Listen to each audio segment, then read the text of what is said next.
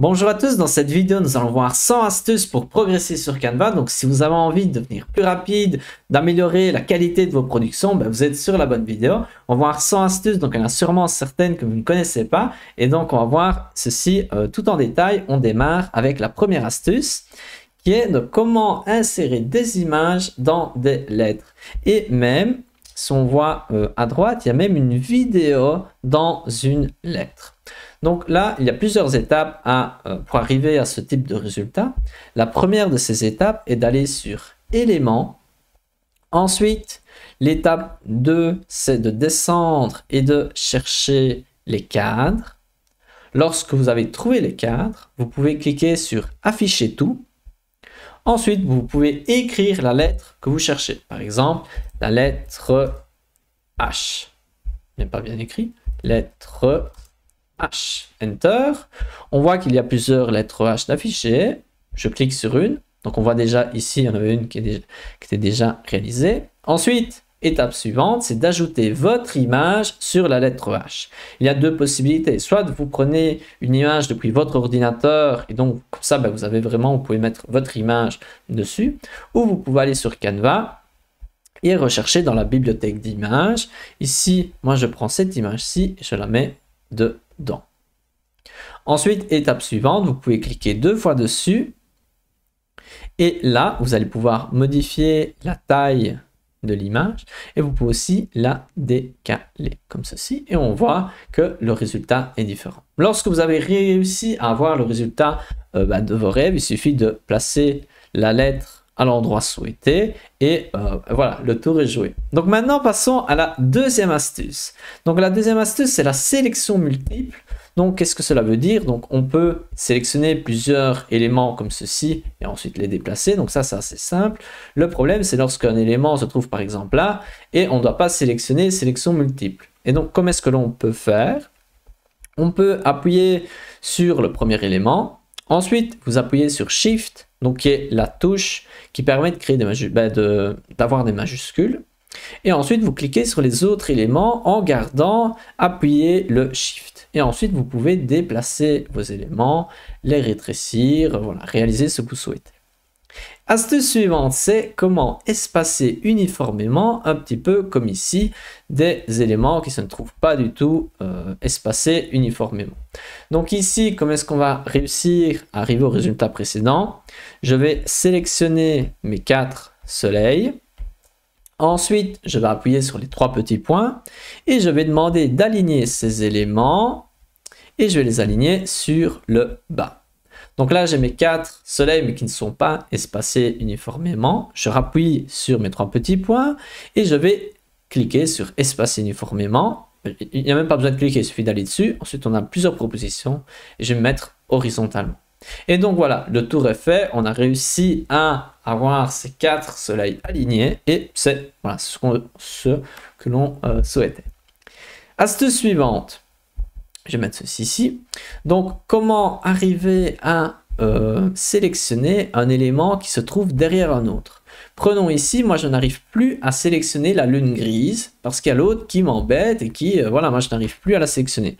Comment est-ce que je peux faire? Il suffit que je clique sur CTRL et ensuite je clique sur l'image et ensuite j'ai sélectionné. Donc si je vous remonte, je remets ça derrière. Si je clique normalement, je suis sur la lune. Je reclique avec le CTRL, hop, j'arrive à sélectionner celle en bas. Donc, si vous avez un Mac, vous pouvez appuyer sur Commander, c'est un petit peu différent. Ensuite, astuce suivante, comment créer un montage photo. Donc, un ensemble de photos un peu comme ici, et donc sur Canva. Donc, la première étape, c'est d'aller sur Canva. Ensuite, vous pouvez écrire sur la barre de recherche montage photo. Et là, vous allez pouvoir choisir un montage photo avec voilà, la proportion qui vous intéresse. Par exemple, ici, si vous aimez bien celui-ci, on va cliquer dessus. Et vous pouvez cliquer sur personnaliser ce modèle pour le modifier. Et donc là, la dernière étape, c'est de modifier les images, soit avec des images que vous pouvez prendre depuis importer. Deuxième possibilité, c'est d'aller dans éléments et prendre des images, par exemple celle-ci, celle-ci. et voilà, modifier ainsi. Et voilà, cela peut se faire assez rapidement. Et donc à vous de créer la composition la plus adaptée pour vous. Ce qui est intéressant avec les montages photos, c'est qu'il est possible d'ajouter plein de photos dans une même composition. Et voilà, il y a vraiment des propositions intéressantes. À vous de chercher ce qui vous plaît le plus. Donc n'hésitez pas à regarder parmi les filtres et regarder voilà, un petit peu ce qui peut être fait pour vous. Et donc maintenant passons à l'astuce suivante. L'astuce suivante, c'est les guides. Donc les guides, qu'est-ce que c'est les guides? Donc si on voit ici mon texte. Mais ici, je voulais vous montrer que l'on peut ajouter des petites lignes qui vous permettent d'avoir les éléments alignés. Par exemple, je pourrais mettre ceci et le mettre en fonction de la ligne. Cela vous permet d'améliorer vos compositions, mais on peut faire cela à un niveau supérieur en allant sur Fichier, ensuite Paramètres d'affichage, ajouter des guides. Donc les guides, ce sont voilà, des lignes de repères qui peuvent vous aider. Il y a plusieurs possibilités, soit avec 6 colonnes, soit en gris comme ceci, ou sur mesure, à vous de créer comme vous voulez. Et ensuite, lorsque vous êtes content de, par exemple celle-ci, vous cliquez sur Ajouter des guides. Passons maintenant à comment modifier un PDF. Donc un PDF, avant on ne savait pas les modifier avec Canva, mais depuis voilà, récemment, si vous allez sur Accueil, vous pouvez modifier les PDF. Donc il y a plusieurs possibilités. Moi je vous conseille d'aller en haut à droite sur Importer et ensuite vous sélectionnez le PDF que vous souhaitez modifier. Je clique sur Ouvrir et ensuite il faudra un petit temps de chargement. Et ensuite, en descendant un petit peu, vous allez trouver votre PDF qui va se trouver ici dans Design récent. Vous allez pouvoir cliquer dessus. Ensuite, vous allez pouvoir ouvrir. On peut voir en haut à droite que c'était bien notre PDF qui a été importé. Vous pouvez modifier le titre. Par exemple, vous pouvez enlever le point PDF. Et donc là, faites attention que parfois, les éléments ils vont peut-être un peu bouger, ils sont peut-être plus exactement au même endroit. Donc voilà, regardez quand même, soyez vigilants. Ce n'est pas parfait comme outil, mais voilà, cela peut vous faire gagner du temps si vous voulez modifier votre PDF et ajouter des fonctionnalités de Canva. C'est quand même quelque chose à tenir à l'œil. Peut-être que dans le futur, ce sera encore meilleur, mais voilà, actuellement, ça fonctionne bien. Ça défend quand même les documents, hein, donc je ne vous dis pas que c'est parfait, mais voilà, c'est quand même une fonctionnalité à tenir à l'œil. Passons maintenant au point suivant, comment devenir plus ordonné. Donc si vous allez ici à gauche, il y a les projets. Donc les projets, c'est vraiment quelque chose que je vous conseille vivement d'utiliser. Et c'est un petit peu comme sur votre ordinateur. Lorsque vous avez un fichier, un document, vous ne le mettez pas n'importe où, vous l'insérez dans des dossiers. Et ensuite, dans ces dossiers, il y a plusieurs documents et parfois il y a d'autres dossiers où il y a d'autres documents. Et cela permet d'avoir votre ordinateur qui est plus rangé, vous allez pouvoir plus facilement trouver les choses. Et c'est la même chose avec Canva. Moi, personnellement, lorsque j'utilise Canva, je vais dans Projet. Et ensuite, dans Projet, j'ai plusieurs... Donc, dans mes dossiers, j'ai plusieurs dossiers. Et par exemple, si je vais concevoir avec Canva, je clique dessus. J'ai plusieurs choses dedans. Si je vais sur YouTube, par exemple, ensuite, je retrouve 5 éléments. Et donc voilà, donc ça c'est une manière de retrouver plus facilement les éléments et d'être lorsqu'on a plusieurs éléments, à un moment donné c'est quand même important d'être ordonné. Et ceci permet aussi, lorsque vous modifiez un document, d'aller rechercher, donc si je vais sur projet, je peux rechercher plus facilement d'autres projets. Par exemple, si j'ai besoin d'insérer un projet particulier, par exemple le PDF que je vais modifier, je peux l'ajouter maintenant à cette présentation.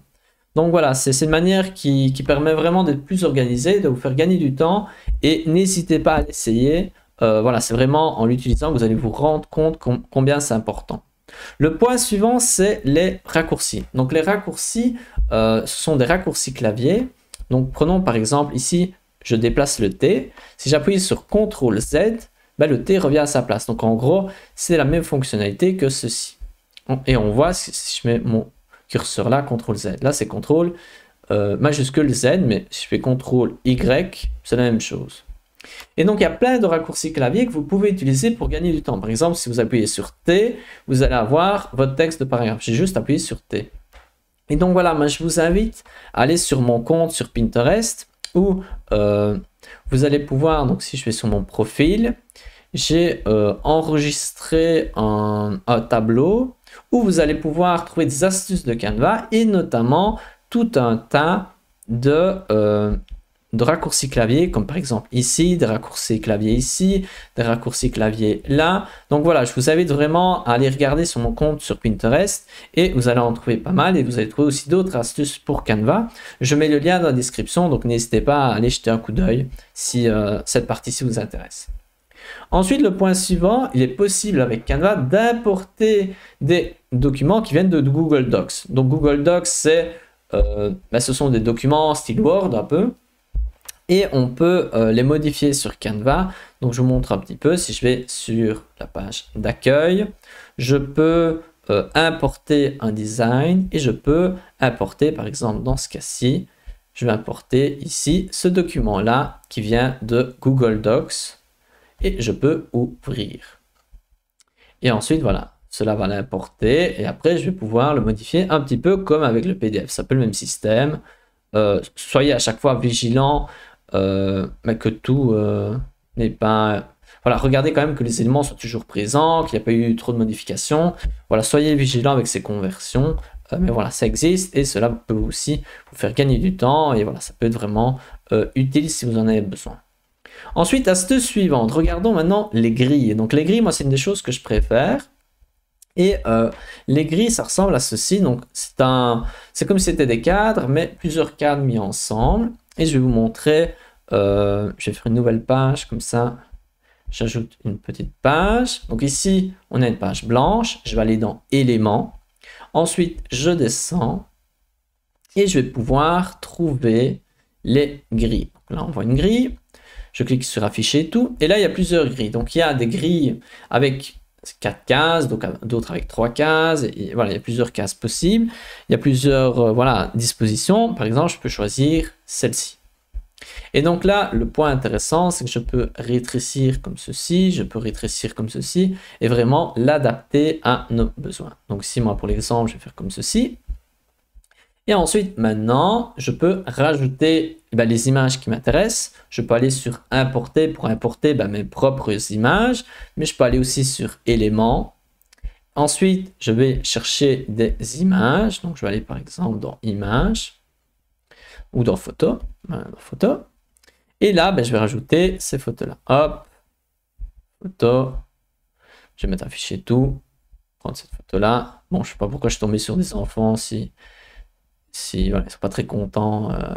Et donc là, comme ce n'est pas très bien mis, je peux cliquer 2 fois. Je replace correctement mes images. Celle-ci aussi, passer correctement. Et lorsque vous êtes content, voilà, vous pouvez simplement télécharger. Une autre astuce, c'est que si vous cliquez ici, vous allez pouvoir modifier l'espacement entre les différentes images. Donc ça, c'est à savoir. Et l'espacement, ça peut être aussi s'il y a 2 images une sur l'autre dans la grille, l'espacement, ça peut être aussi là. Et donc voilà, on va passer maintenant à l'astuce suivante, c'est modifier l'espace dans les grilles. Donc ça, en fait, on l'a vu. La position. Donc la position, c'est ici. Si je prends par exemple ceci, je le mets ici. Et donc là, lorsqu'on a un élément, on peut cliquer sur position et ensuite le centrer par exemple. Une autre chose que l'on peut faire, si vous allez sur calque, vous pouvez modifier les calques. Et donc, en gros, ceux qui se trouvent tout au-dessus, c'est comme s'ils étaient plus proches de vous. Ceux qui se trouvent tout en bas, c'est comme s'ils étaient plus lointains. Et donc, s'il y en a 2 qui se trouvent un devant l'autre, c'est celui qui est en quelque sorte plus proche que vous allez voir. Alors qu'ici, il suffit que je descende ceci. Hop. Et si vous cliquez sur un élément et sur les 3 petits points, il est aussi possible de mettre par exemple sur calque, mettre au premier plan, avancer nos niveaux, ce genre de choses. Lorsque vous avez un élément, si vous voulez le monter de un seul pixel, vous pouvez utiliser les flèches du clavier pour le faire monter très légèrement. Donc ça, c'est aussi une chose à savoir. Donc les calques, ça on a vu, voilà, il suffit que je monte ceci et ma vache ne se trouve plus exactement au même endroit. Ensuite, l'interligne et le crénage. Donc, qu'est-ce que c'est? Je remets ma petite tête. Et donc là, on voit 2 lignes. Et qu'est-ce qu'on peut modifier? On voit en haut qu'il y a différents éléments. Je clique sur espacement et je peux changer l'interligne. Tac. Et l'espacement entre les lettres. Faites attention que l'espacement entre les lettres, si vous avez des lettres minuscules, ça devient vite très très moche. Alors que si vous avez que des lettres majuscules, bah, l'espacement entre les lettres, ça peut ne pas être dérangeant. Donc voilà, essayez de ne pas exagérer avec ce genre de choses, mais voilà, comme ça vous êtes conscient que c'est possible. Passons maintenant à l'astuce suivante, donc c'est le texte brisé. Donc je vais vous montrer deux manières de le faire. Donc je vais aller sur présenter. Et je vais vous présenter ceci. Vous allez voir, là j'ai brisé le texte en deux. Il y a moyen de le faire de manière plus élaborée, mais ça c'est un exemple. Deuxième exemple. Donc là il y a le texte Paolo et je l'ai brisé en deux. Et donc comment est-ce possible de réaliser ce genre d'effet? Donc en soi, ici dans le premier exemple, il y a deux mots qui sont mis un à côté des autres et qui forment finalement qu'un seul mot. Et ensuite, j'ai inséré un effet. Donc si vous allez là sur effet, j'ai inséré un effet qui, une animation plutôt, qui fait bouger cette partie du mot.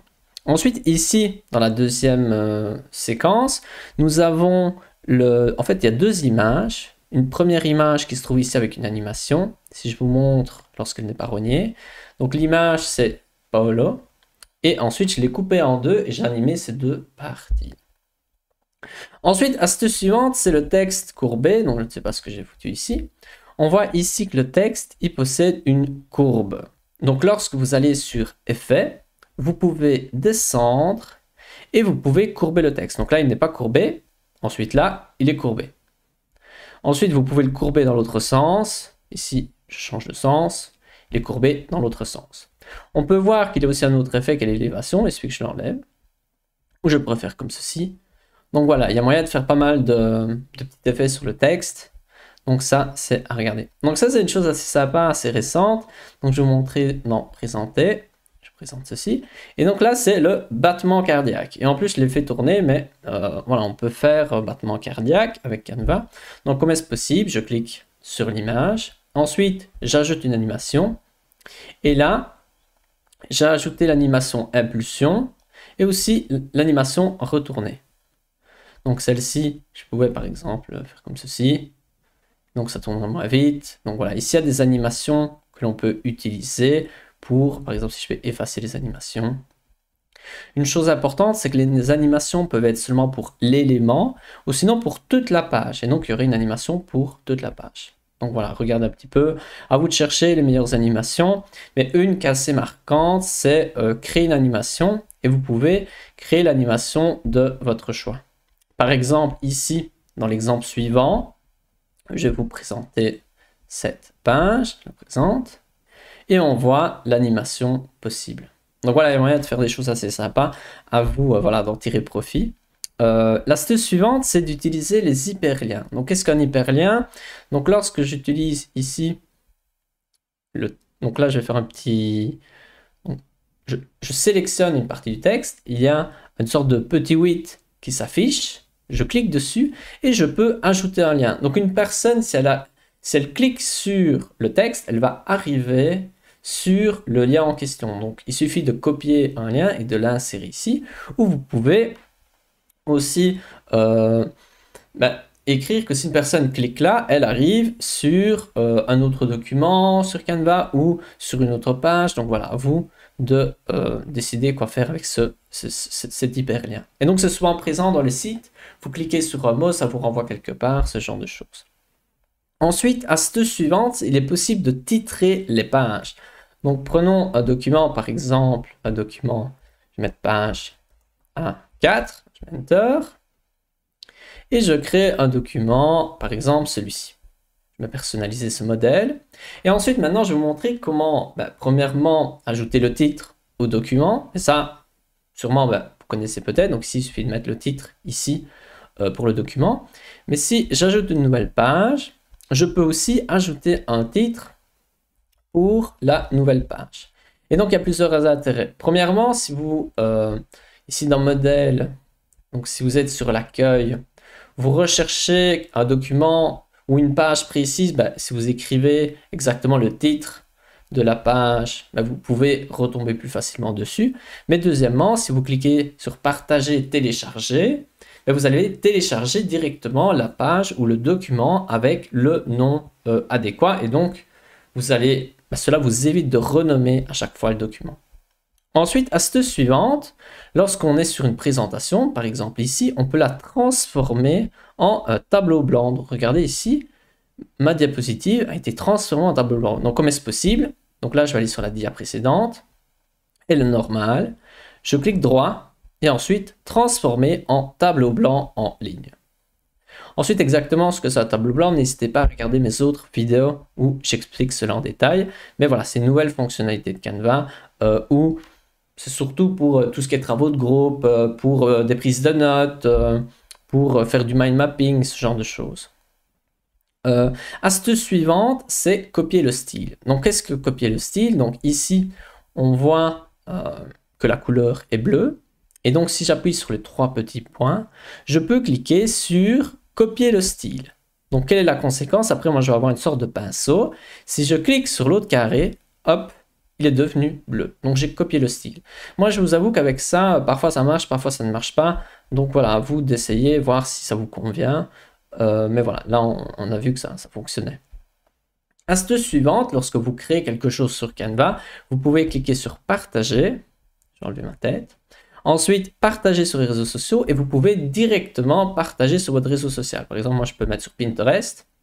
Ensuite, je peux sélectionner le tableau et directement publier sans aller sur Pinterest. Et vous pouvez faire ça avec les autres réseaux sociaux sans problème. Astuce suivante, c'est les collections. Donc, qu'est-ce qu'une collection? Donc, lorsque vous êtes dans Éléments, vous pouvez descendre et tout en bas, donc c'est le dernier élément, c'est les collections. Donc c'est un ensemble d'icônes, d'illustrations avec le même style. Et donc ça peut être vraiment sympa pour un projet. Vous avez besoin de plein d'éléments qui soient graphiquement cohérents les uns avec les autres. Et donc voilà, n'hésitez pas à regarder ça si c'est quelque chose où vous avez besoin. Passons maintenant à quelque chose qui est dans l'air du temps, c'est les images avec l'intelligence artificielle. Donc avec Canva, comment est-ce possible de réaliser ce genre de résultat comme vous pouvez voir là? Je vais mettre l'image ici. Donc comment est-ce possible? Donc vous pouvez aller sur Appli. Ensuite, vous allez sur l'application du texte à l'image. Et là, vous allez pouvoir écrire le texte, donc ce que vous souhaitez créer comme image. Par exemple, chien. Et je vais mettre simplement un aquarelle. Ensuite, je vais mettre créer votre image. Vous pouvez aussi modifier si vous voulez une image plutôt verticale, horizontale, carré. Donc voilà, à vous de voir. Ensuite, cela va charger un petit moment. Et voilà, nous avons notre chien. N'hésitez pas à améliorer votre description et on va voir quelques petits conseils par après. Donc par exemple, ici, ceci. Et on voit, voilà, c'est quelque chose. Donc à vous, voilà, vraiment de faire une description avec ce que vous souhaitez. Et on voit que c'est relativement facile de créer ce genre d'image. Ensuite, en cliquant sur modifier une photo, vous allez pouvoir la modifier, notamment en supprimant les éléments qui sont gênants, ou en enlevant l'arrière-plan, ou en modifiant certaines parties. Donc voilà, vous après avoir créé une image, essayez d'en créer des autres pour trouver vraiment ce que vous cherchez, mais aussi n'hésitez pas à les modifier. Et donc là, on va voir quelques petits conseils, notamment ajouter vraiment des détails sur les lumières, sur l'environnement, sur les couleurs dominantes, sur le point de vue pris. Qu'est-ce qu'il y a à l'arrière-plan? Voilà, là j'ai mis un chien, mais que souhaitez-vous à l'arrière-plan? Ce genre de choses, c'est quand même très important. Ensuite, l'astuce suivante, c'est d'insister plusieurs fois si vous voulez voir, plusieurs chiens. En plus d'écrire chien au pluriel, n'hésitez pas à écrire chien, chien, chien, chien, et cela vous permettra d'avoir plus facilement plusieurs chiens.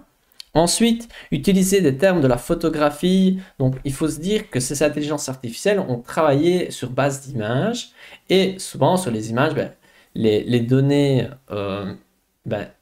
des photos étaient indiquées dessus. Et donc, utiliser des termes de la photographie, je vais vous montrer quelques exemples. Donc, si vous allez sur le site Prompt Silo, donc ça, je vous mets le lien dans la description, vous pouvez avoir, par exemple, les angles de la caméra, par exemple 360 panorama, aérien, donc c'est en anglais, Mais voilà, tous des termes comme ça de photographie, caméra distance, vous pouvez regarder ceci, caméra, donc voilà, vraiment des termes, c'est un petit peu plus complexe de ce que j'expliquais depuis le début, mais voilà, si ça vous intéresse, approfondissez là-dedans et vous pouvez trouver beaucoup d'inspiration de peintres impressionnistes, voilà, vous pouvez trouver énormément de choses sur ceci, ça peut vraiment vous inspirer.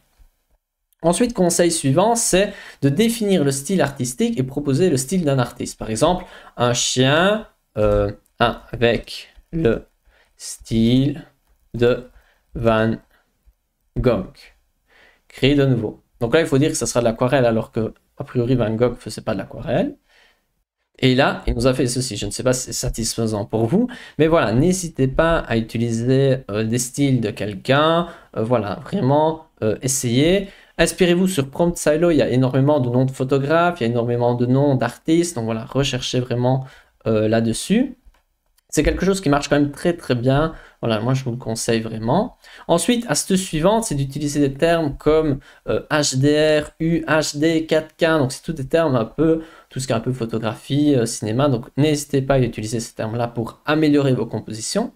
Ensuite, je vous conseille d'utiliser la gomme magique, donc comme je vous montrais avant, on sait avec Canva enlever certains éléments. Et donc là, par exemple, moi j'ai enlevé la boucle d'oreille.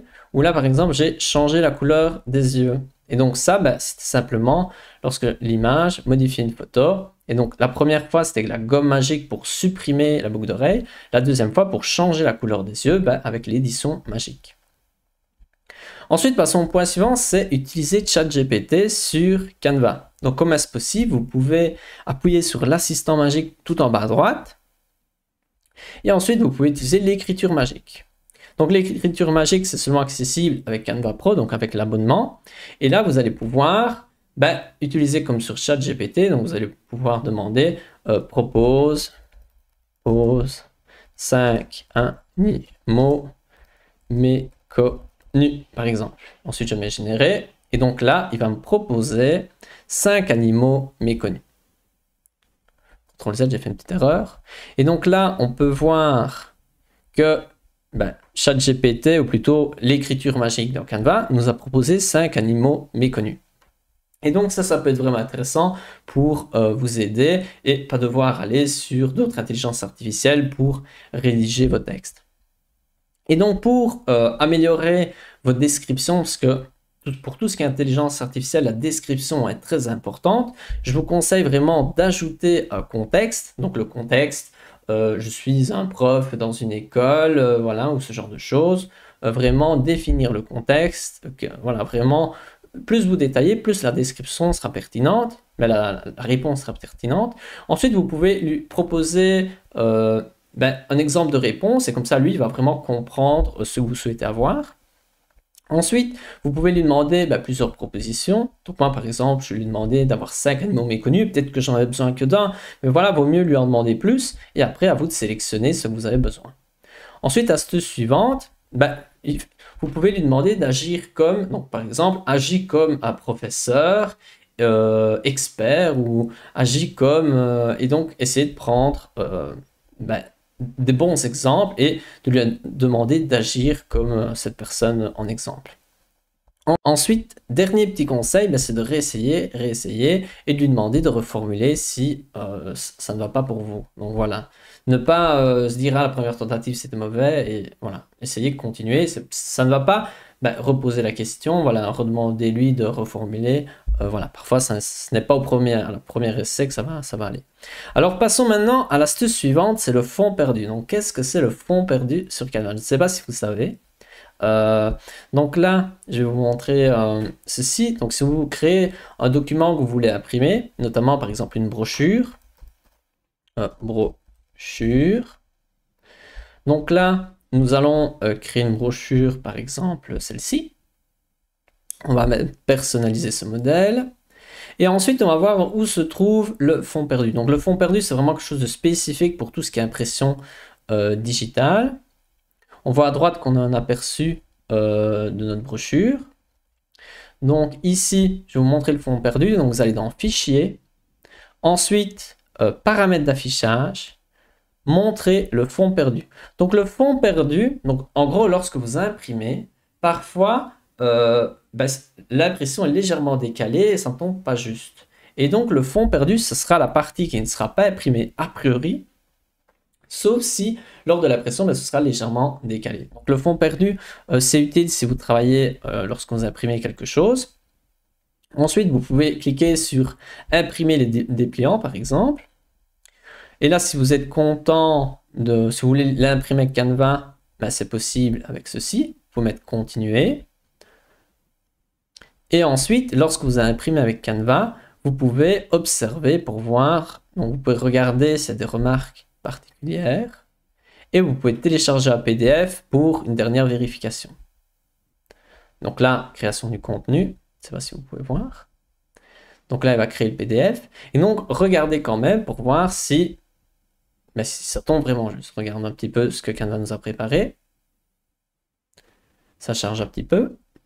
Et donc là, on voit vraiment un petit peu comme pour les pros de la pression, il y a des petites marques ici qui montrent où est le fond perdu. Donc c'est la partie extérieure qui sera coupée. Donc voilà, regardez vraiment ça avant d'imprimer pour voir si c'est bon pour vous. Et comme ça, vous serez sûr d'avoir un bon résultat. Donc ça, c'est le fond perdu. Passons à l'astuce suivante qui était vraiment de vérifier la qualité de l'impression comme on a vu sur le PDF. Et ensuite, regardons ici qu'est-ce que j'ai voulu indiquer sur le texte. Donc une chose qu'on sous-estime parfois lorsqu'on crée quelque chose, c'est qu'il y a une cohérence entre les différents éléments du texte. Et donc si on prend par exemple ici, donc dans la composition graphique, ici le texte possède une couleur qui a été prise dans l'image. Et donc cela permet que ce soit cohérent, uniforme. Prenons par exemple, je change la couleur. Je prends une couleur qui n'est pas présente dans l'image. On voit directement que tout semble moins lié. Et donc ça, c'est vraiment une astuce importante, c'est que lorsque vous avez un texte qui se trouve dans une image, ça peut être vraiment intéressant d'utiliser une des couleurs de l'image en question pour écrire le texte. Parfois, ça ne marche pas, il faut se rendre compte que voilà, c'est pas toujours l'idéal, mais voilà. Regardez toujours cette option, c'est quand même souvent intéressant. Donc voilà, par exemple, ça, on ne saura jamais l'utiliser. Donc voilà, vous de regarder. L'unique manière d'utiliser par exemple ce blanc-là, c'est d'aller dans Effet, Élévation, vous mettez à 100, et donc voilà, là il y a un moyen, à vous de voir si ça vous intéresse ou pas. Ensuite, astuce suivante, ici je vais enlever ma petite tête, c'était pour vous montrer que lorsque vous utilisez une police d'écriture, ici, lorsque vous utilisez une police d'écriture comme ici, mon texte, il a une police d'écriture bien précise, vous pouvez en chercher tout plein, mais il y a certaines polices qui ont des connotations différentes. Qu'est-ce que cela veut dire? Je vais zoomer un petit peu, essayer de vous emmener dans le coin. Donc ici, il y a certaines polices d'écriture qui possèdent un sérif, donc c'est cette petite ligne qui se trouve là, et donc ce sont plutôt des polices qui imposent un certain respect, un côté traditionnel, un côté élégant. On voit certains petits exemples de polices. Celles sans cette petite ligne qu'on appelle sérif, ce sont des polices plus modernes, plus propres en quelque sorte, et qui sont plus dans l'air du temps, dans l'air un peu informatique. Celles-ci, qui ont une petite ligne, mais qui est aussi épaisse que le reste de la lettre, c'est plus solide, plus stable, plus pour des entreprises moins...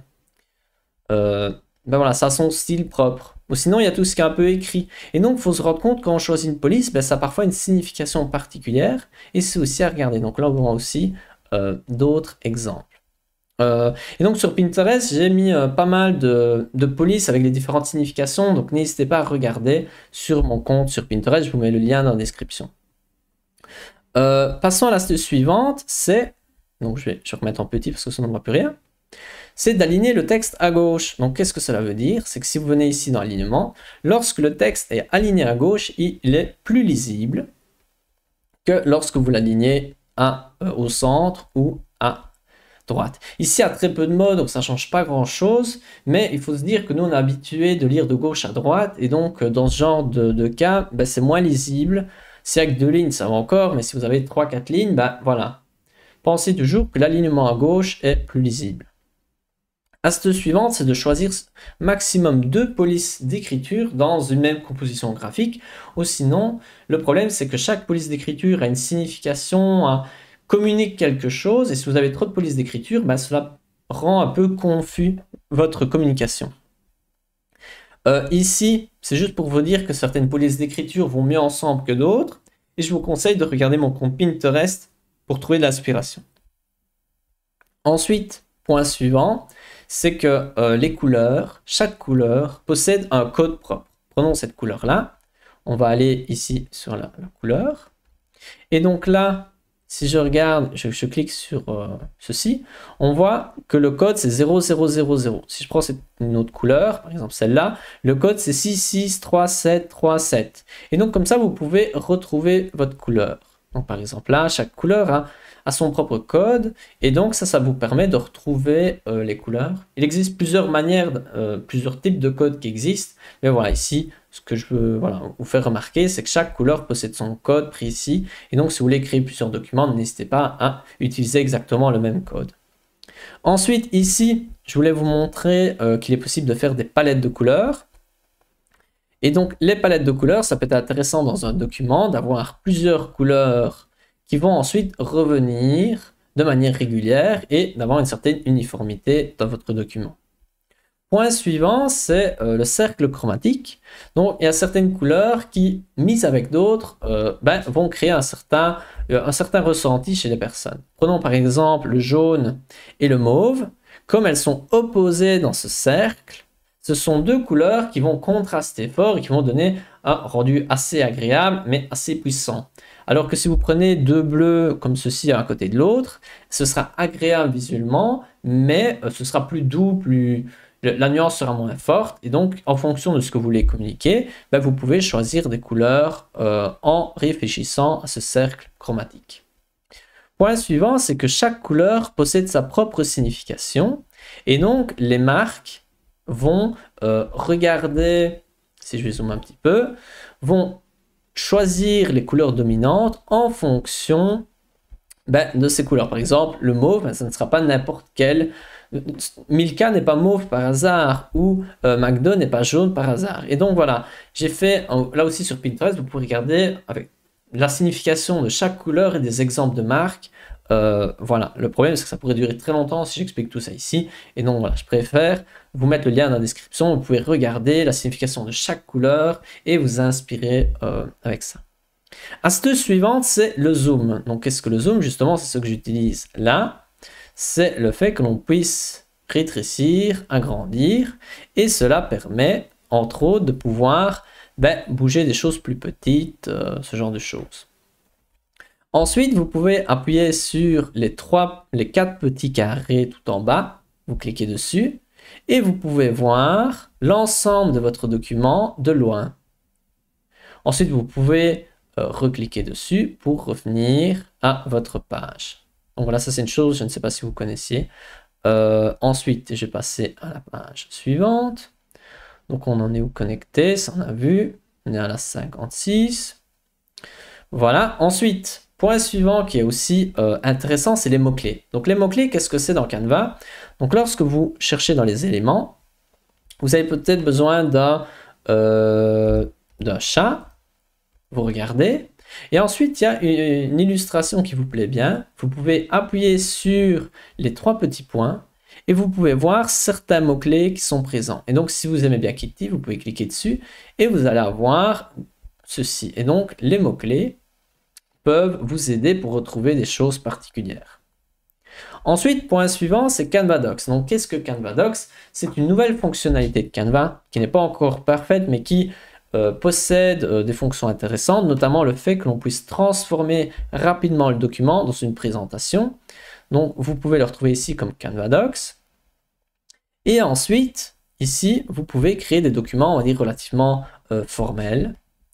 Et donc, si vous n'avez jamais essayé, voilà, je vous conseille de l'essayer. C'est quand même pas si mal. Je pense que dans le futur, ce sera encore bien plus performant. Donc, n'hésitez pas à tenir ça à l'œil. Donc, voilà, c'est un document qui ressemble un peu au document Word, au document de Google Docs, mais avec l'avantage qu'il y a toutes les intégrations avec Canva. passons à l'astuce suivante, c'est les tableaux blancs. Donc les tableaux blancs, c'est aussi une nouveauté de Canva. Et donc celles-ci, on les retrouve aussi à l'accueil. Vous trouvez les tableaux blancs. On va cliquer sur un tableau blanc. Donc les tableaux blancs, voilà, c'est pour réaliser ce genre de choses. Je vous montre quelques exemples. Donc c'est vraiment pour tout ce qui est un peu brainstorming, faire des cartes conceptuelles. Vous pouvez, voilà, faire des travaux de groupe. Il y a pas mal de choses que l'on puisse réaliser. Là, je vais démarrer notre template blanc. Et comment est-ce que cela fonctionne? Donc on a notre tableau blanc qui est en quelque sorte de taille infinie. Et ensuite, moi je vais aller dans éléments. Donc on peut démarrer d'un modèle déjà préétabli, mais moi je vais démarrer d'un modèle vierge. J'ai ceci, je peux écrire quelque chose. Et on voit que c'est Paul Austrade. Ensuite, je peux inviter quelqu'un et il y aura le nom de la personne qui aura écrit. Ensuite, je rajoute par exemple, je sais pas moi, ceci. Et ce qui est chouette, c'est que si après je rajoute par exemple une flèche, je vais prendre le bout de la flèche, je vais le mettre là. Je vais prendre le bout de la flèche, je vais le mettre là. Et ensuite, voilà, ce qui m'amuse bien, c'est hop, ça tient. Et donc voilà, il y a pas mal de fonctionnalités, à vous de regarder un petit peu. Mais principalement, c'est placer des post-it, rajouter des petites icônes. Et donc voilà, ça peut être intéressant pour faire des travaux de groupe, mettre les idées, voilà, tout ce qui est un peu idée, ou voilà, à vous de voir si ça peut vous aider. Point suivant, c'est que si vous allez, donc ici, on peut mettre un minuteur. Et maintenant, on peut même mettre de la musique pour le minuteur. Donc voilà, notre jouet. Voilà, ça c'est vraiment du détail. Mais voilà, maintenant, si vous avez besoin de faire une sorte de brainstorming, mais ça peut être intéressant d'avoir le minuteur. Après, si c'est de la musique pour le minuteur, c'est voilà, plus du détail. Passons maintenant à l'astuce suivante, c'est la présentation. Donc je ne sais pas si vous savez, donc là je vais peut-être enlever ma tête. Vous pouvez présenter ici. Et vous pouvez cliquer sur présenter. Donc ça, c'est une chose possible pour voir. Donc ça, on l'a déjà un peu vu ensemble. Mais si vous cliquez sur partager, ensuite, vous pouvez mettre présenter et enregistrer ou présenter tout court. Et vous pouvez avoir une vue présentateur. Je clique sur présenter. Et donc, ce qui est marquant, c'est que vous pouvez présenter votre projet avec Canva. Ici, c'est les diapositives pour passer d'une diapositive à l'autre. Ceci, c'est ce que les personnes vont voir. Et vous pouvez aussi ajouter des notes ici. Et donc, il y a plusieurs fonctionnalités à vous d'un peu explorer si ça vous intéresse. Et ce qui est marquant, c'est qu'on peut présenter, faire un live. Donc, je vais vous mettre partager, présenter, enregistrer. Et donc là, on va utiliser Google Chrome. Donc moi, je vais passer sur Google Chrome et je vais vous montrer comment est-ce possible de faire un live avec Canva. Donc me voilà sur Google Chrome. Je précise qu'avec Safari, ça fonctionne aussi. Hein, c'est tout à fait fonctionnel. Et ensuite, là, vous pouvez cliquer sur partager. Ensuite, présenter et enregistrer. Ensuite, accéder au studio d'enregistrement. Je vais autoriser le fait qu'il reprenne mon micro, ma vidéo et tout ça. Ensuite, on peut commencer l'enregistrement. Et donc là, on peut faire live avec Canva.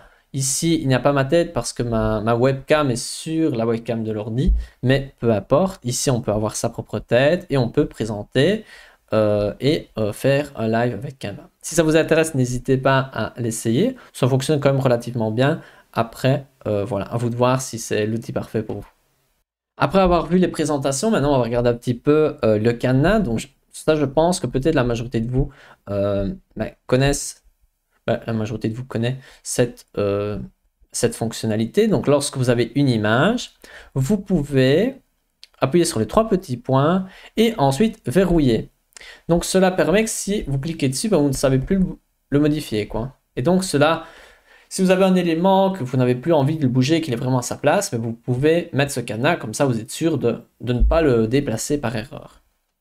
Ensuite, astuce suivante, c'est que lorsque vous réalisez quelque chose, d'utiliser les espaces blancs. Parce que c'est bien de remplir avec des informations, des images, mais les espaces blancs permettent d'aérer. C'est comme lorsque l'on parle, voilà, lorsque je parle par exemple, il y a des moments où je peux ne pas parler, cela fait une sorte de pause. Et donc c'est aussi agréable d'avoir des moments un peu de pause. Et voilà, on ne va pas parler tout le temps et au fond ça devient un peu un peu trop, quoi. Et donc, un peu de la même manière, dans le graphisme, il est aussi important d'avoir des espaces blancs pour respirer, pour, voilà, parfois mettre en évidence certains éléments. Et donc, n'hésitez pas à utiliser des espaces blancs. Ensuite, le point suivant, c'est attention à la lisibilité. Donc ça peut être évident, mais moi, je vois souvent des choses où c'est pas du tout lisible. Et donc, voilà, je suis juste voilà, vous dire de faire attention à que finalement votre design, il n'a comme but principal souvent c'est de communiquer quelque chose et la lisibilité est importante pour que finalement cette communication fonctionne bien. Et ici par exemple, c'est quand même pas dans le sommet de la lisibilité, quoi. Ensuite, attention à la hiérarchie. Donc la hiérarchie, surtout dans le texte, si vous avez un texte qui est plus grand et un autre plus petit, ben cela crée en quelque sorte une hiérarchie. Les personnes vont d'abord lire le texte en gros, qui est souvent un titre, et ensuite le texte en plus petit. Et si on met les deux textes similaires, ben là, il n'y a pas vraiment de hiérarchie. Et le pire, c'est que les deux textes n'ont pas la même taille, et voilà, c'est un peu confus, ça fait un peu amateur, entre guillemets. Donc l'idéal, c'est soit que les deux textes, on les met tous les deux à 70, ou vous rétrécissez celui-ci, par exemple, à 35, et cela permet voilà, d'avoir quelque chose de plus crédible. Donc ici, je vous dirais qu'en règle générale, donc vous essayez soit de faire le même, soit nettement différent. Et donc la hiérarchie, souvent, bon, un premier élément plus grand, puis peut-être un deuxième, et puis ensuite un troisième. Et donc c'est pour, en quelque sorte, guider le regard des personnes qui, au lieu d'avoir tout d'un coup, boum, tout d'un coup, elles vont voir d'abord le titre, si ça les intéresse, elles vont lire le sous-titre, et ensuite peut-être les données plus techniques. Ensuite, vous pouvez n'oubliez pas d'utiliser par exemple le et. J'ai vu que dans la présentation j'avais oublié un et normal, mais voilà, ce genre de voilà le et comme ceci. Si vous ne mettez pas d'accent, ça fait un peu bizarre, donc n'hésitez pas. Si vous ne savez pas comment faire, n'hésitez pas à regarder sur internet, vous mettez le raccourci clavier exact. Donc avec les claviers, normalement il est possible de faire ce genre de choses, par exemple ceci. Ah, je n'ai pas fini un texte. Je vais écrire. Hop. Je vais faire comme ceci. Et voilà, j'ai mis un et. Donc voilà, ça c'est une chose. Souvent c'est quand même mieux avec ce genre de choses. Point suivant.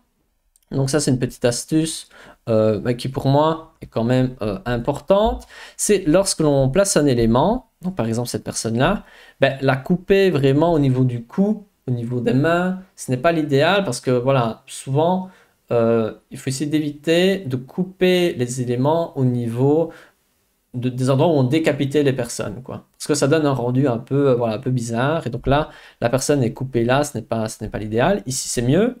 Par contre, ici, on peut voir le problème. C'est complètement un problème différent. C'est qu'ici, notre bras, il est presque au bord, mais il n'est pas au bord. Et donc, ça donne un rendu un peu dérangeant. Surtout si je le rapproche encore un petit peu. C'est un rendu voilà, un peu désagréable. Il y a une petite ligne là. Donc, il vaut mieux tant faire comme ça alors. Ou comme ça, ou je ne sais pas.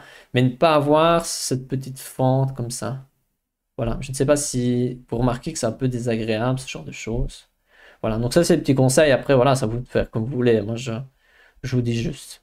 Ensuite, une chose qui peut être intéressante, c'est de profiter un peu des lignes de force. Donc, par exemple, ici, la personne, elle va indiquer le texte. Et donc, on va avoir tendance à regarder la personne. Ensuite, hop, regarder le texte. Et il y a aussi une ligne de force. Si vous faites un carré comme ceci, inconsciemment, il y a une ligne qui se forme ici, une ligne qui se forme ici. Et donc, écrire le texte justement à cet endroit-là, ça peut être intéressant. Après ici, l'ensemble de la composition n'a pas beaucoup de sens parce que c'est voilà, juste pour vous montrer un peu ces lignes de force qui sont assez importantes. Une chose qui peut être sympa et que vous pouvez réaliser, c'est de, donc comme on voit ici sur mes cartes, il y a le condor, il est devant et derrière l'argent. Et là, c'est la même chose pour les autres cartes. Et donc ça, c'est, il suffit de mettre l'image de l'argent, vous mettez une partie derrière, une partie devant, et le condor entre les deux. Et donc, voilà, ça c'est une chose que vous pouvez réaliser. Je vais vous faire un petit exemple ici. Si je mets le chat comme ceci, je pourrais...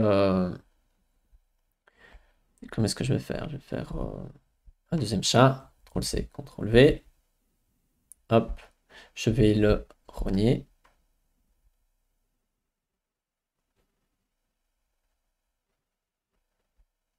Ceci. Par exemple, je pourrais rogner comme ceci. Et ici, c'est un effet un peu différent, mais ça pourrait être quelque chose à faire, quoi. En coupant, ben, vous pouvez faire des effets un peu particuliers. Voilà, à vous de tester. Mais voilà, moi, je vous conseille ce genre d'effet, ça peut être toujours assez sympa. Voilà, et vous jouez donc sur, si vous faites Alt 1, sur les calques pour avoir ben, des résultats intéressants. Ça met un peu de relief aussi, donc ça, c'est quand même chouette. Ensuite, point suivant, l'identité visuelle. C'est ici dans Marque. Vous pouvez ajouter vos logos, vos couleurs, vos polices d'écriture, vos photos, des illustrations. Ça peut être vraiment intéressant. Après, vous pouvez voir que moi, je n'ai pas fait grand-chose. Parce que voilà, moi, je fais juste à l'essentiel. Je n'ai pas trop envie de mettre trop. Donc, j'ai quand même mis les polices d'écriture, j'ai mis des couleurs. Mais voilà, je vais sûrement après rajouter des photos, des illustrations, des icônes. Mais voilà, petit à petit, à voir. Et donc voilà, ça c'est une chose qui peut être intéressante pour ensuite les retrouver plus facilement. Donc c'est surtout ça l'avantage. Ensuite, le contour blanc. Comment réaliser ce genre de contour blanc? Donc ici, je vais rajouter une image. Par exemple, je vais aller dans éléments. Je vais rajouter ceci. Ensuite, je vais mettre modifier l'image. Je vais aller ici. Ah non, je me suis trompé. Donc ça, c'est une illustration, donc ça ne marche pas. Donc ici, vous prenez une photo, par exemple ceci. Ensuite, moi, je vais enlever l'arrière-plan, modifier une photo. J'efface l'arrière-plan. J'ai donc mon chat comme ceci. Et là, qu'est-ce que je vais pouvoir faire? Je vais pouvoir créer une ombre. Je vais faire bordure. Je vais mettre une bordure qui sera blanche. Hop, bordure blanche. Je peux changer l'angle, la taille de la bordure, toute petite. Et voilà, j'ai mon chat avec la bordure blanche. Donc, je ne sais pas si ma tête, ça vous dérange. Voilà, donc comme ça, si vous avez besoin de créer ce genre d'effet, ça peut être assez simple. Ensuite, effet suivant, c'est celui-ci. Donc moi, j'ai mis effet curieux, je ne sais pas trop comment l'appeler. Donc, c'est le fait d'avoir une image ici qui se termine en quelque sorte et elle continue en quelque... Et donc, en gros, il y a deux images. Il y a une première où il y a deux filles comme ceci. Il y a une deuxième image qui est l'image complète. Donc, la première, j'ai enlevé l'arrière-plan avec modifier une photo. Ensuite, enlever l'arrière-plan. Et l'autre image, ben, elle est simplement renier. Donc, par exemple, je pourrais renier davantage. Et il suffit de faire comme ceci. Voilà. Donc, comme ça, vous pouvez essayer aussi.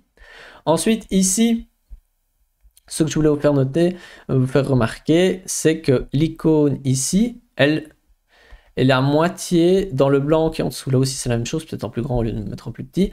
On voit ici l'icône, hop, je la fais disparaître avec le reste. Donc ça, c'est le genre d'effet qui peut être sympa à essayer si ça vous intéresse. Ensuite, passons au point suivant, c'est d'utiliser les applications. Donc les applications, vous les trouvez dans Appli à gauche ici, et c'est plein d'éléments qui peuvent vraiment vous aider. Ce sont parfois des sites partenaires, parfois c'est Canva qui a créé ces applications, et qui peuvent vraiment vous aider. Voilà, je vous conseille vraiment d'essayer, on va voir certaines. Première application que l'on va voir, c'est BrandTech ou Fetch, je ne sais pas comment est-ce qu'on prononce. Donc on va dans l'application, vous allez sur Brand Fetch qui se trouve, c'est un B, voilà celui-là. Et cela permet d'insérer des logos, comme le logo de Zoom, de Netflix, et vous pouvez écrire sur la barre de recherche ce que vous souhaitez. Deuxième application, c'est l'application Emoji. Donc application, vous descendez et vous trouvez l'application Emoji, et cela peut être intéressant pour ajouter tout un tas d'emojis. Application suivante, c'est Pixabay. Pixabay, c'est un site qui existe et vous pouvez trouver des images libres de droit, mais aussi Pexels qui est très intéressant, ou Unsplash. Mais ici, Pixabay et Pexels sont directement intégrés dans Canva, donc si vous avez besoin d'images, vous n'avez pas Canva Pro, vraiment allez chercher là des images, ça peut être très sympa. Je dirais l'unique point faible, c'est que si vous écrivez en français, vous allez moins facilement retrouver des images que si vous écrivez sur la bibliothèque de Canva. Donc Pexels, voilà, c'est un autre site très sympa. Ensuite, il y a Giphy. Giphy aussi permet d'ajouter, donc non des images, mais des GIFs. Donc si je vais vous montrer, donc ici on en voit déjà, mais je vais vous montrer comment. Vous descendez, vous cherchez Giphy, et ensuite là, il suffit d'écrire sur la barre de recherche ce que vous souhaitez, et vous allez avoir des GIFs assez intéressants.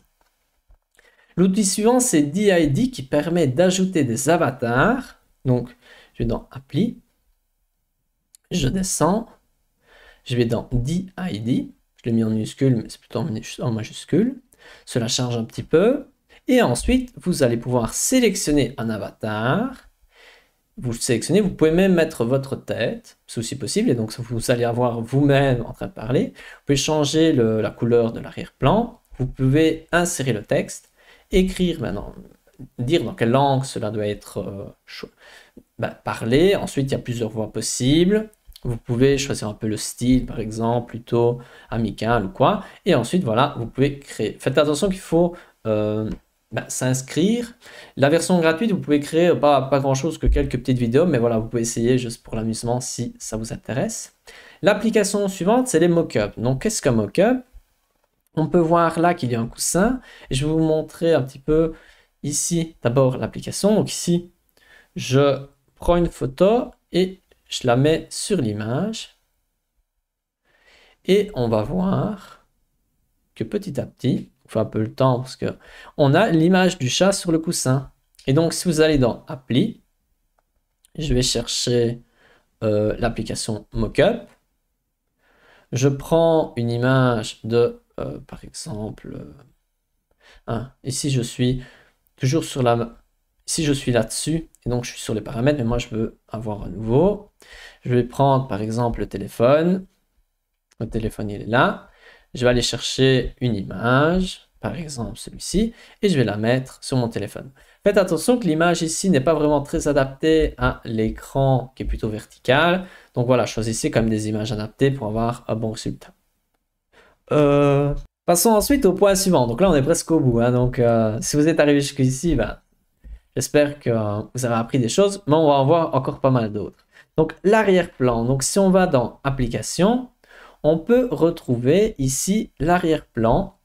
Donc ce sont toutes des images d'arrière-plan qui peuvent vous aider, comme ici, moi c'est on dirait que c'est du marbre ou quoi. Et donc vous avez tous des arrière-plans possibles. Voilà, à vous d'essayer celui qui peut vous convenir. Donc on peut voir ici que ce n'est pas très lisible. À vous de trouver voilà, celui qui vous plaît bien. Et donc c'est toutes des images d'arrière-plan. Point suivant, c'est la traduction. Donc si vous allez dans Appli, on peut trouver un traducteur. Et là, vous pouvez choisir la langue. On va mettre détection de la langue.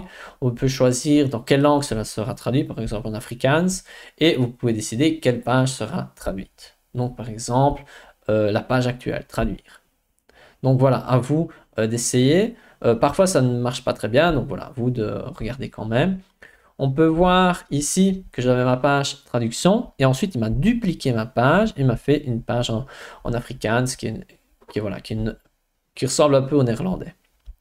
Application suivante, celle-ci c'est la possibilité d'avoir des vidéos YouTube sur Canva. Donc si vous n'avez pas encore vu ces vidéos, n'hésitez pas à les regarder.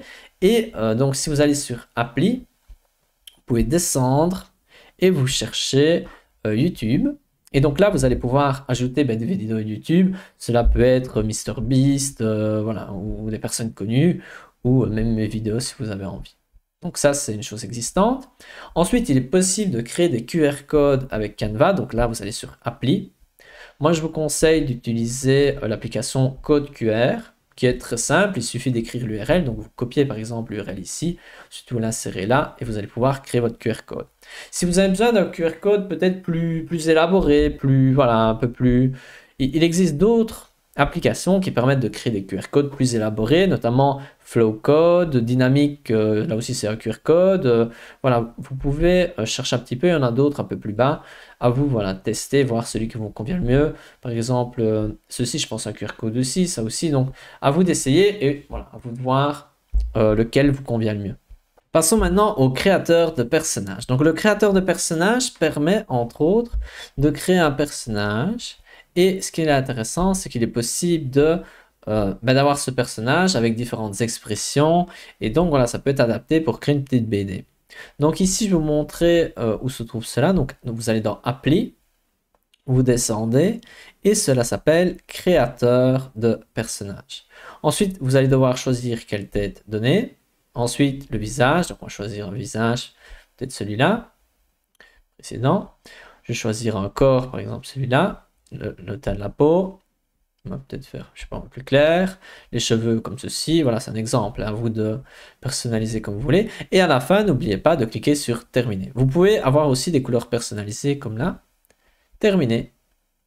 Et vous avez votre petit personnage. Et et voilà, pour moi, cet outil est intéressant si vous utilisez ce personnage dans différentes situations.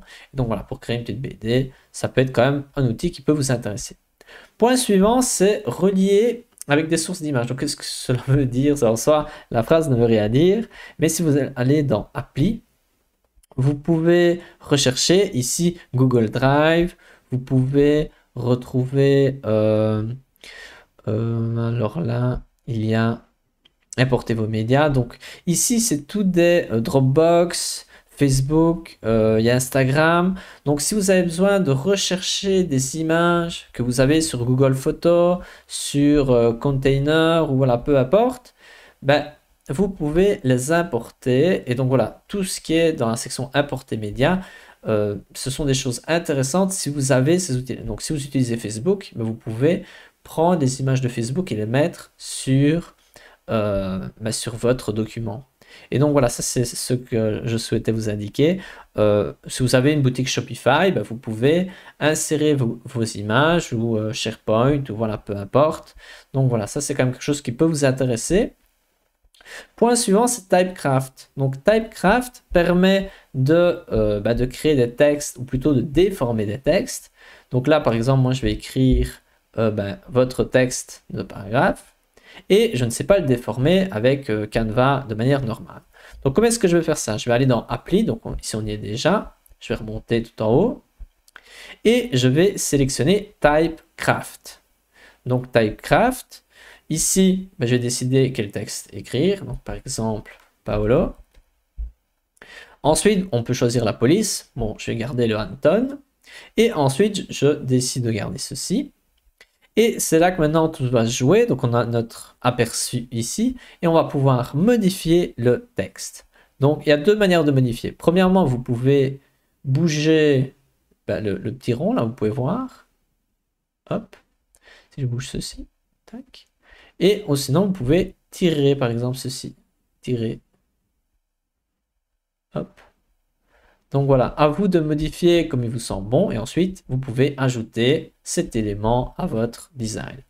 Donc pour moi, ce qui est intéressant, c'est d'utiliser cette fonctionnalité pour communiquer quelque chose, comme par exemple ici grandir, vous faites grandir la police. Après voilà, à vous d'imaginer ce qui vous semble pertinent. Ceci, c'est un outil de QR code pour vous montrer. Donc c'était Dynamic QR Code, donc il y a moyen de faire des QR codes différents, on se trouve aussi dans l'appli. Ensuite, il est possible d'importer des images de Google Maps. Donc ici, vous allez dans Appli, vous recherchez Google Maps. Voilà, Google Maps, et vous pouvez ajouter la carte d'un endroit qui vous semble pertinent pour vous. Une application qui peut être intéressante, c'est iConduct si vous avez besoin d'icônes. Donc si vous avez besoin d'icônes, vous allez sur Appli, iConduct. Et ensuite, il faut quand même créer un compte donc sur iConduct. Mais voilà, en soi, pour moi, ce n'est pas les meilleures icônes au monde, mais ça peut être quand même intéressant. Pixton vous permet de trouver des personnages comme ceci. Donc on va chercher Pixton. Pixton. Le voilà. Donc ici, Pixton, il permet voilà, d'avoir des petits personnages. Voilà, ça peut vous intéresser. Surtout si vous avez la version gratuite de Canva, vous avez accès à moins d'éléments de la bibliothèque de Canva. Donc ça peut peut-être vous aider. Ensuite, SoundDraw, c'est une application qui permet de créer de la musique avec de l'intelligence artificielle. Donc, se trouve ici. Il faut créer un compte et on peut voir ici qu'il y a des... Donc cela va apparaître, mais il y a des musiques qui sont créées par l'intelligence artificielle et vous pouvez choisir votre style, ce genre de choses et vous allez avoir des musiques générées par l'intelligence artificielle que vous allez pouvoir insérer peut-être dans vos vidéos ou voilà, vous voir l'utilité que vous souhaitez insérer. Ensuite, les vidéos, n'oubliez pas que sur Canva, on peut créer des vidéos. Et donc là, si vous allez dans vidéo, vous pouvez créer par exemple des vidéos pour les réseaux sociaux, vous pouvez créer des vidéos de plein de formats. Et donc si on crée par exemple cette vidéo-là, je clique dessus. Et donc là, c'est une vidéo d'un format carré, même étrange. Donc ça, c'est carrément une publication Instagram. Je vais aller sur une vidéo, par exemple... Donc j'ai mis réseaux sociaux, mais je vais mettre vidéo. Une petite erreur.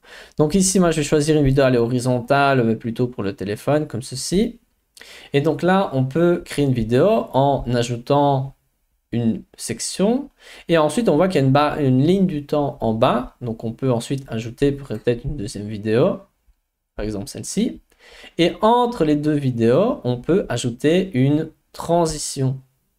Transition, par exemple, celle-ci, j'en montre une un peu plus marquante, comme ça, elle se voit mieux. Mais en soi, moi, je préfère les transitions un peu discrètes, pas besoin de trop de choses.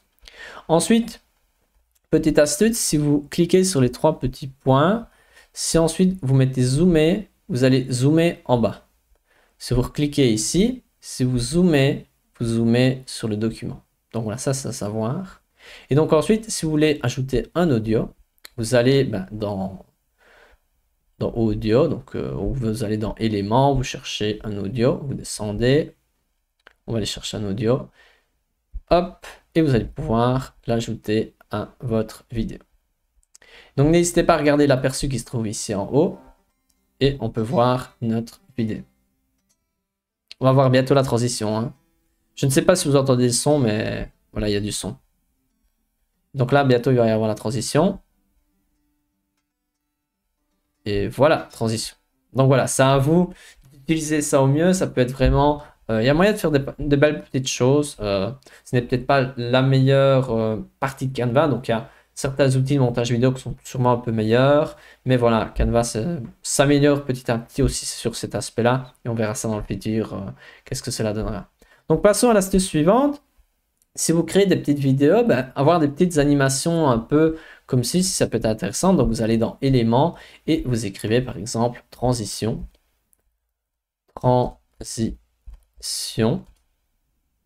Et donc là, ça peut être chouette d'avoir des petites transitions comme je vous montre là ou comme ceci. Donc voilà, ça peut apporter un plus dans vos vidéos. Ensuite, ici, je voulais vous faire remarquer que si je recrée ma vidéo, j'espère que j'ai toujours la vidéo, non je ne l'ai plus. Je vais recréer une nouvelle vidéo. Je recrée une vidéo. Donc là, il y a une chose que moi, j'avais du mal à comprendre. C'est que lorsque vous créez une vidéo, par exemple celle-ci, le texte, vous pouvez cliquer dessus. Ensuite, vous appuyez sur plus. Et là, je vais peut-être enlever ma tête. Vous pouvez mettre afficher la durée. Et donc là, on va avoir la durée du texte qui peut être adaptée. Donc, prenons par exemple ici, on va avoir le texte au début de la vidéo et ensuite, il va disparaître. On pourrait imaginer, on va se replacer là, je vais copier CTRL-C, CTRL-V et je vais écrire en nature mais un plus petit. Ensuite, je vais sélectionner les deux textes, je vais appuyer sur les trois petits points et ensuite, je vais essayer de regarder la durée. Donc, je vais mettre grouper. Et ensuite, je vais, hop, j'ai cliqué sur la petite flèche. Au pire, remettez au ralenti. Et là, je vais pouvoir modifier la durée de mes deux textes. Donc, on peut remettre en arrière. Nature. Il y a mon texte qui va disparaître. Hop. Et mon texte qui apparaît. Donc voilà, il y a moyen de mettre des effets. Voilà, ici. C'est juste pour vous montrer ça. C'est une petite chose à savoir. Passons maintenant à l'astuce suivante, c'est le fait de redimensionner de manière un peu magique qui se trouve dans Canva. Donc ici, si vous allez sur redimensionner, donc c'est une fonctionnalité pro de Canva, je précise. Vous pouvez cliquer sur redimensionner et vous allez pouvoir de manière instantanée redimensionner le document dans un autre format. Et ensuite, vous mettez par exemple copier et redimensionner. Et donc, vous allez avoir votre document dans un autre format en un seul clic. Donc évidemment, il y a certains éléments qui vont bouger, qui ne seront peut-être plus parfaitement adaptés, mais si vous devez ben, si vous avez par exemple ma présentation et ensuite je vais la passer peut-être dans un livre, ben, ça peut être intéressant d'utiliser ceci ou voilà, pour passer d'un réseau social à un autre, vous avez une photo sur YouTube, vous voulez la mettre sur Instagram et ensuite sur Facebook, ben hop, vous pouvez passer d'un format à l'autre très facilement. Ensuite, le rognage intelligent, qu'est-ce que c'est? Je vais vous montrer je vais prendre une photo au hasard, par exemple celle-ci, mais cela pourrait être une autre. Ensuite, je vais cliquer dessus. Je vais cliquer sur modifier une photo et je vais aller sur rogner. Ce que l'on peut demander, c'est le rognage intelligent et c'est Canva qui va décider quelle partie couper. Et ensuite, je clique sur fini et c'est fait. Donc c'est Canva qui, avec son intelligence artificielle, a réussi à détecter quelle était la meilleure manière de couper. Après, voilà, c'est toujours à vous de changer si vous préférez quelque chose d'autre. On peut aussi rogner comme ça, hein, je précise. Hop. Passons au point suivant, c'est l'historique. Il est possible de regarder l'historique d'un document. Donc ça, c'est aussi une fonction pro de Canva. Vous allez sur Fichier et Historique des versions. Et donc comme ça, vous pouvez retourner dans une version ultérieure de votre document si vous avez, par exemple, une erreur ou ce genre de choses. Ensuite, sur Canva, il y a le dessin. Donc je vous avoue que moi, ce n'est pas mon préféré. Vous pouvez ici sélectionner, on dira pinceau. Il y a des paramètres comme par exemple l'épaisseur du pinceau ou la transparence. Et donc ici, on peut choisir la couleur. Donc, je vais choisir, je ne sais pas, celui-là. Et donc là, ben, j'ai mon petit pinceau. Et si vous avez besoin de faire de petits effets, ben, n'hésitez pas à utiliser ceci. Ceci, c'est une gomme. Il suffit de cliquer et hop, ça part. Et donc voilà, vous pouvez utiliser ceci, c'est dans le dessin. À vous voilà, de voir si ça vous intéresse ou pas. Ensuite, chose suivante, vous pouvez programmer des posts. Donc par exemple, si moi je veux partager sur les réseaux sociaux, je vais mettre allez, je vais mettre sur Pinterest. Je choisis dans quel tableau et tout ça. Et je peux surtout programmer dans l'agenda et je veux que ce soit publié un tel jour. Donc ça, c'est aussi une fonctionnalité pro, je précise. Et puis voilà, donc ensuite la dernière chose, c'est il est possible de suivre la newsletter de Canva. Donc vous pouvez aller dans Accueil, vous allez dans votre paramètres du compte, donc vous allez dans Préférences de communication, et ensuite là, vous pouvez regarder, est-ce que vous voulez recevoir des emails avec les nouveautés de Canva ou les recommandations, voilà. Et vous pouvez ainsi être informé des dernières modifications de Canva. Donc voilà, j'espère que cette vidéo vous a plu, que c'était utile pour vous. Si vous êtes arrivé jusqu'au bout, j'espère que vous avez apprécié. Et n'hésitez pas à partager les astuces que vous avez préférées. Ou si vous avez d'autres astuces, à les écrire, comme ça d'autres personnes pourront en bénéficier, peut-être même moi aussi. Et donc voilà, on se retrouve pour une prochaine vidéo. Et voilà, à bientôt. N'hésitez pas à vous abonner et on se retrouve à bientôt.